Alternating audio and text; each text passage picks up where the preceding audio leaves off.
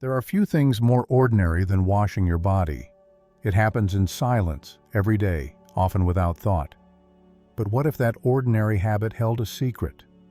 What if, hidden in your daily routine, was a quiet opportunity to extend your life? Not with pills or complex regimens, but with 5 simple gestures of awareness. Not many people realize that how and where you cleanse your body can gently influence your health, your clarity, and even your emotional state. Across centuries, monks and spiritual practitioners from the East didn't treat bathing as something quick and thoughtless. For them, washing the body was a ritual, a spiritual recalibration. They weren't just cleaning the skin, they were resetting their energy. They believed that certain areas of the body were more than anatomy, they were energy gates, places where stress, fear, and emotional fatigue settled. If left untouched, these places quietly held tension that, over time, could wear down both body and mind. Yet in our modern world, most people rush. A quick rinse, a scrub here, a splash there, no intention. And so, the very places that need the most care are forgotten, left untouched, left blocked. This video is about those forgotten places. 5 specific parts of your body you should always wash, not just to stay clean, but to stay vital. To live longer, not harder, and to use water not as a task, but as a tool for renewal. Before we begin, take a moment to set an intention for yourself and your loved ones. In the comments below, write the phrase, "I wish my family health and prosperity." This isn't just a gesture, it's a subtle act of energy, a reminder that what you bless expands. And if this message speaks to you, please like this video, subscribe to the channel, and share it with someone who deserves to turn routine into ritual. Now, the first part of the body you should never forget to wash, with awareness, is the back of your neck. It may sound simple, even trivial, but in many spiritual traditions, the back of the neck is seen as a threshold, a point of transition between the thinking mind and the rest of the body. Think about it. When you're tense or overwhelmed, where do you feel it first? Often, it's the neck. When someone is weighed down by responsibility or pressure, their shoulders rise and the muscles at the base of the skull tighten. This area becomes a container of mental burden. Energy stagnates here, not because you don't move, but because you don't release. According to Eastern body maps, the back of the neck acts like a trap door for mental energy. If blocked, it doesn't just create stiffness, it clouds thinking, slows reaction, drains vitality. That's why monks begin their cleansing practice by gently pouring warm water down the back of the neck in the early morning hours. Not quickly, slowly, intentionally. It's a symbolic gesture, letting go of yesterday's thoughts, washing off accumulated tension before it takes root. You don't need incense or sacred chants to do the same, just water and presence. In the shower, instead of standing rigid, lean your head forward. Let warm water trace the spine. Place your hands at the base of your neck and gently press. You're not scrubbing, you're releasing. Some monks visualize old energy draining out through this spot, falling away like dust into the earth. You can do the same. Let the back of your neck become a channel, not a dam, a space of release. And now, the second place, just as important, just as overlooked, your feet. More specifically, the soles of your feet and the spaces between your toes. We often forget how much our feet do. They carry every step, every burden. They touch every floor, every surface, but they also absorb. Energetically, the feet are grounding zones. They connect your body to the earth, and in some systems of thought, they're the discharge point for excess stress. The soles are full of nerve endings and energy points. In acupuncture and reflexology, these points are linked to the kidneys, liver, lungs, heart, even your brain. but most people rush through washing them or skip them entirely. In Buddhist monasteries, there's a reason monks wash their feet before entering a sacred hall. It's not about visible dirt. It's about energetic debris, about leaving behind the noise of the world and stepping into stillness with clarity. Washing the feet is a reset, a ritual that says, I leave behind the weight of my path and I return to center. Try this. Next time you shower or soak, bring your attention to your feet, not in a rushed way, but like you're greeting an old friend. Kneel if you can. Wash between each toe. Gently press into the soles with your thumbs. Imagine you're massaging the stress out of every step you've taken. It's not just physical, it's energetic. You're telling your nervous system, I am safe, I am present, I am here. When you begin to treat these two areas, the neck and the feet, as sacred gates, you'll notice a shift. Not dramatic at first, but subtle. You may feel lighter after your shower, clearer in your breath, a little less agitated by things that used to trigger you. That's not imagination. That's energy beginning to flow again, vitality waking up, longevity, not through something added, but something unblocked. We've already explored two vital places where cleansing becomes more than physical, where the act of washing turns into a form of release and renewal. But now we move to a part of the body most people never consider, a place hidden behind us, out of sight and often out of awareness. And yet, it's one of the most important areas for restoring movement, circulation, and emotional flow. Let's talk about the backs of the knees.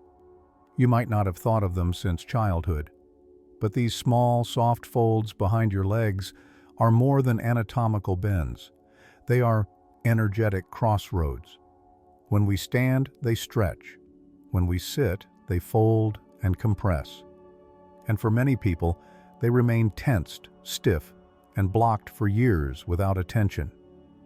The backs of the knees are like silent messengers. When blocked, they speak through fatigue, through restless legs, through a lack of forward momentum, not just in body, but in life. In Eastern medicine, the area behind the knees corresponds to points along the bladder meridian, which governs the body's ability to release tension, physically, emotionally, and energetically. This is why, in traditional practices, healers and body workers often start here when working to unfreeze someone stuck in fear or indecision. The logic is simple. If your knees are locked, your life can't flow. Think about how the body reacts under stress. We curl up, we tighten, we hold, and often we unconsciously tighten the backs of our knees to brace ourselves for something we expect to go wrong. Over time, this creates a subtle posture of resistance. Cleansing this area daily becomes a symbolic act, an invitation to soften, to bend without breaking, to move forward without fear. Try this. In your next shower, instead of ignoring this area, pause. Reach behind your legs. Let warm water flow over the creases. Massage gently with open palms or curled fingers. Breathe into the sensation. Don't rush. Let it be strange at first, and then familiar. With time, this tiny act becomes a gateway to motion, a reminder that your path, both internal and external, is meant to be walked with ease, not effort. Now we arrive at the fourth body part.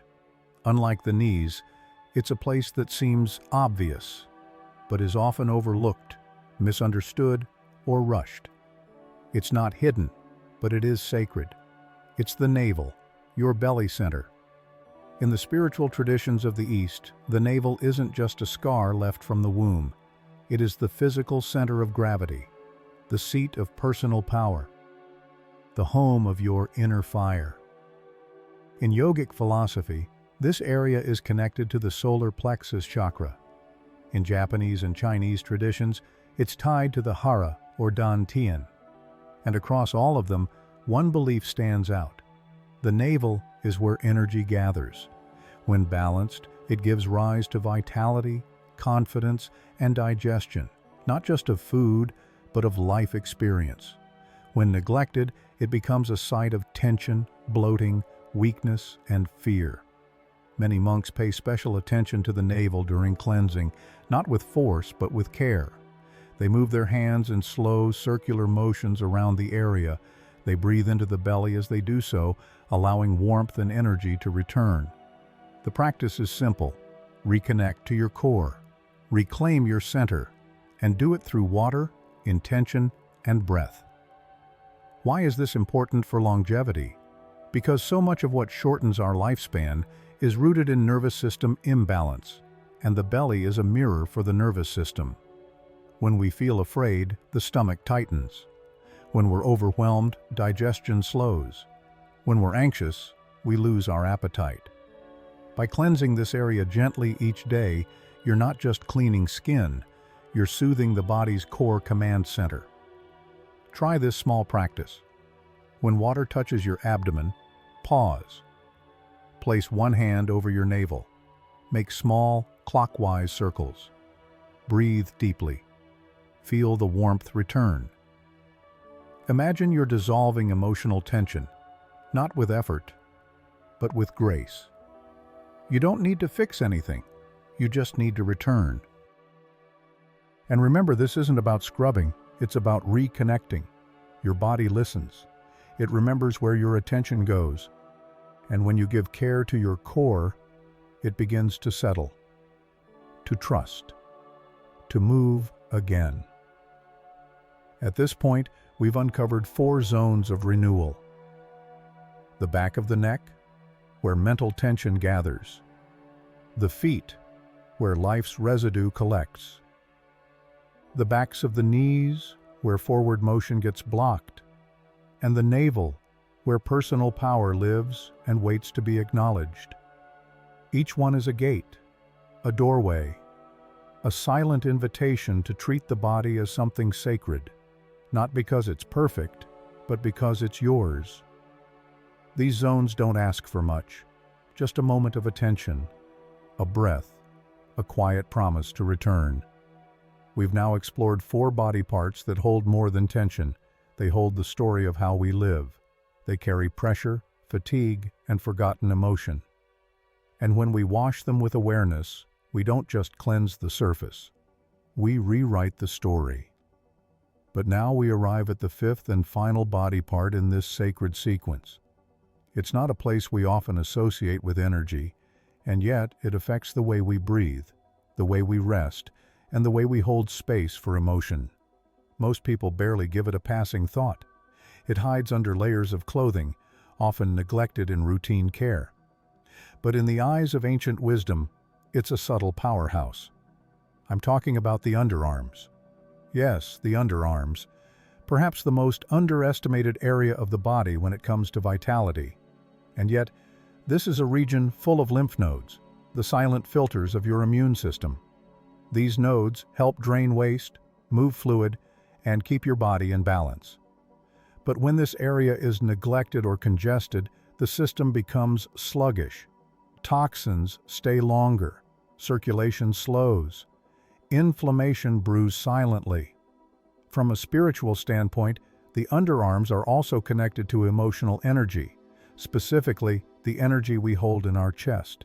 Our arms extend from our heart. They're the limbs we use to give, to carry, to push away, to pull things close. And beneath them, at the very hinge of movement, sits a space where emotion often gets stored. Anger that wasn't expressed, grief that was tucked away, fear that was pushed aside, all of it can settle there, quietly, invisibly. Buddhist monks understand this, even if they don't use modern language to explain it. For them, the act of washing beneath the arms is not only about removing sweat or odor, it's about clearing emotional weight, about softening the burdens we carry without even realizing it. They wash this area with slow, circular movements, sometimes using salt water or warm herbal infusions, always with care, always with presence. You don't need special ingredients to follow this practice. All you need is intention. Let the water be warm. Let your hand move gently. You're not scrubbing. You're inviting release. As you wash, breathe into your chest. Feel the tension there soften. Allow your shoulders to drop. And if emotion rises, a memory, a sensation, let it come. Let it pass. You are making space not only in the body, but in your energy. It may seem like a small act, a private moment. But over time, it becomes transformational. You start to notice things, a more open posture, easier breath, deeper sleep. The lymph flows more freely. The chest feels less guarded. And most importantly, the emotional weight you've carried, often without words, begins to lift. Slowly, but surely. This fifth point completes the circle. These 5 body parts, when cared for daily, become a ritual of renewal. The back of the neck, where thoughts are released. The feet, where grounding begins. The backs of the knees, where movement is restored. The navel, where your fire returns. And the underarms, where emotional burdens melt. Together, they form a map, a subtle inner geography of balance and vitality. And cleansing them each day is not about perfection, it's about presence. It's about saying to your body, I see you, I care for you, I remember you. But here's the truth, most people won't do this. Not because they don't want to feel better, but because we've forgotten how to slow down. We've been trained to treat the body like a machine, only giving it attention when it breaks. This practice invites something different, a return, a reweaving of the sacred into the simple. You don't need to carve out hours. 5 to 10 minutes is enough. What matters is how you show up to those minutes. With breath, with softness, with intention. So now take a moment, pause this video if you need to, and reflect. Which of these 5 areas do you tend to forget? Which one calls to you most? That's where you begin. You don't need to master the whole ritual in one day. Just start with one part, one point of presence, then build from there. There is a reason monasteries are quiet places, a reason why monks move slowly, speak softly, and treat even the smallest gestures with reverence. It's because they know something most of the world has forgotten. How we do the little things is how we live. And that includes something as simple and as sacred as washing the body. You now know the 5 areas that deserve your attention each day. 5 zones where the body stores tension, memory, and emotional residue. When you wash these parts of yourself, you're not just practicing hygiene, you're practicing awareness. You're sending a signal to your nervous system, your immune system, your emotional core. I am listening, I am releasing, I am healing. So how do you bring this practice into everyday life? When the world feels rushed, when your schedule is tight, and your mind is already 1,000 miles away. The answer lies not in adding more time, but in changing your relationship with time. Instead of thinking of your shower or bath as something to get through, let it become a space of return, a pocket of stillness between the noise. Begin with one part of the ritual. Maybe it's the feet, or the back of the neck, wherever you feel most called. Let that part become your anchor. Let it ground you. Then, over time, bring in the others, until your entire cleansing process becomes a soft meditation. It's not about doing it perfectly, it's about doing it consistently. About bringing just enough presence into a habit that the habit becomes something more. Here's a suggested rhythm. Morning. Focus on awakening the body. Begin with the back of the neck and the soles of the feet. Let warm water and breath move through you like the rising sun. Start your day by releasing weight before it gathers. Evening. Focus on clearing the day. Tend to the backs of the knees, the navel, and the underarms. These are areas where stress accumulates quietly throughout the day. Washing them becomes a symbolic act of letting go, of resetting your energy before sleep. Even just 5 minutes of this practice can shift your state. Many people who've adopted versions of this ritual report deeper sleep, fewer aches, more grounded energy, and, perhaps most important, more self-respect. Not in a prideful way, but in a quiet, rooted sense of being present in your body. There's one more piece I want to share with you. Something monks are often taught as part of their morning ritual. A short phrase whispered internally before washing, a reminder of the sacredness of the act. It goes like this: As I cleanse my body, may I cleanse my thoughts. As I rinse away the dust, may I release what no longer serves. This body is a vessel. I tend to it with peace. You don't need to say it out loud. Just remember it. Feel it. Let it shape your intention. Because washing your body can be more than just maintenance. It can be a prayer, a meditation, a homecoming. If you live long but live disconnected from your body, that is not life. But if you live each day with awareness, even the smallest acts become sacred. They become the quiet practices that lengthen not just your lifespan, but your presence, your peace, your power. Now take this practice with you. Don't just think about it, try it. Begin tonight or tomorrow morning. Pick one of the 5 parts we've explored. Bring attention to it. Breathe with it. Release through it. And in that small gesture, let the deeper part of you return to the surface. May your home be peaceful. May your days be long. And may your body become the temple it was always meant to be. If this video helped you reconnect to your daily rhythm, take a moment now to support this space. Subscribe to the channel so you don't miss the next teaching. Like the video if it brought value into your day. And share it with someone who needs a reminder that the body is not a burden, but a doorway to peace. And finally, take one last moment for your intention. Scroll to the comments and write, "I wish my family health and prosperity." Let this phrase ripple outward. Let it become a blessing that travels farther than you'll ever know. Thank you for watching, and thank you for remembering.